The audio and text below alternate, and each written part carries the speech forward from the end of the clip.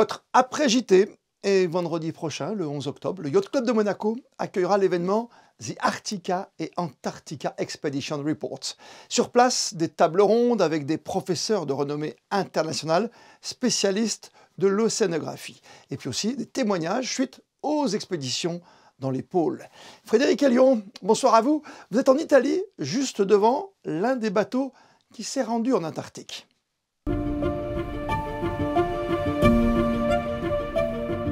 Bonsoir Christophe, nous sommes à Trieste au nord-est de l'Italie, à quelques kilomètres de la frontière slovène, une ville qui vit et vibre au rythme de la voile. Les Triestins en sont fous, ils ont ça dans le sang, ce sont des passionnés et la ville accueille d'ailleurs de nombreuses compétitions comme la Barcolana, la plus grande régate au monde, 1800 bateaux inscrits l'an passé. Le Yacht Club Adriaco est aussi le deuxième plus ancien d'Italie, fondé en 1903. Mais si nous sommes ici avec Arnaud Humbert, ce n'est pas pour vous parler de voile ou de compétition sportive, mais d'environnement, avec ce navire situé derrière moi, un énorme brise-glace italien, le Laura Bassi. 80 mètres de long, 3 laboratoires à bord sur plus de 120 mètres carrés, un équipage de plus de 70 personnes, le Laura Bassi est un mastodonte des mers. Ce brise-glace italien est un navire de recherche ultra performant qui se rend régulièrement au pôle Nord et au pôle Sud pour différentes missions.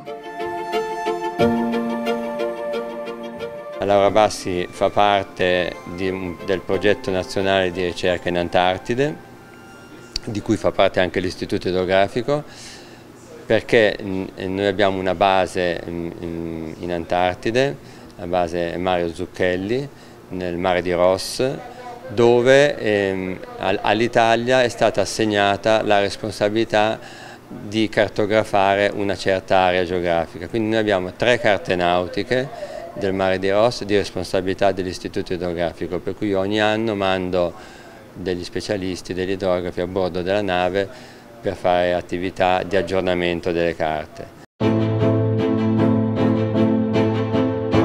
Les missions en Antarctique durent en général 1 mois et demi avec à bord un équipage maritime de 22 personnes ainsi qu'une quarantaine de chercheurs spécialistes dans différents domaines. Qui fondamentalmente facciamo geofisica, quindi possiamo guardare all'interno della Terra per certi aspetti usando sistemi sismici di misura con un lungo cavo che trasciniamo da poppa. Abbiamo la possibilità di studiare tutta la colonna d'acqua dal punto di vista fisico e anche chimico e biologico.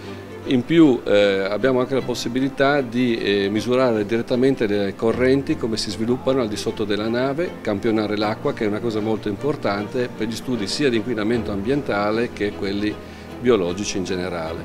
Ce navire est aussi le symbole de l'entraide entre Monaco et l'Italie en matière d'environnement. Le siège de l'Organisation hydrographique internationale est situé en Principauté et les deux pays coopèrent main dans la main pour travailler sur le changement climatique. La Laura Bassi, c'est un bateau de 30 ans qui est entretenu par Mama Shipping Mission Antarctica, qui c'est une société monégasque qui est bien heureuse d'être nominée par l'État italien pour la gestion de ces navires.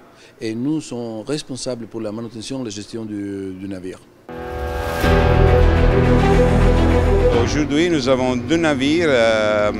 Nous avons l'Alliance qui est gérée par la marine militaire italienne qui fait une mission en Arctique.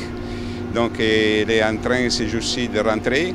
À bord, nous avons 2 étudiantes qui nous ont été signalées par la Fondation Prince Albert de Monaco, qui sont en train de se documenter, de faire un reportage. Les résultats de cette mission en Arctique sur l'Alliance et les conclusions des études en Antarctique sur le Laura Bassi seront dévoilés le 11 octobre lors d'un événement au Yacht Club de Monaco. L'occasion aussi d'officialiser et de signer un partenariat entre l'Institut hydrographique italien et la Fondation Prince Albert II de Monaco. Voilà sur ce que l'on pouvait dire sur cette expédition pas comme les autres. On se retrouve demain, 19 h, pour un tout nouveau journal sur Monaco Info. D'ici là, belle et bonne soirée à toutes et à tous.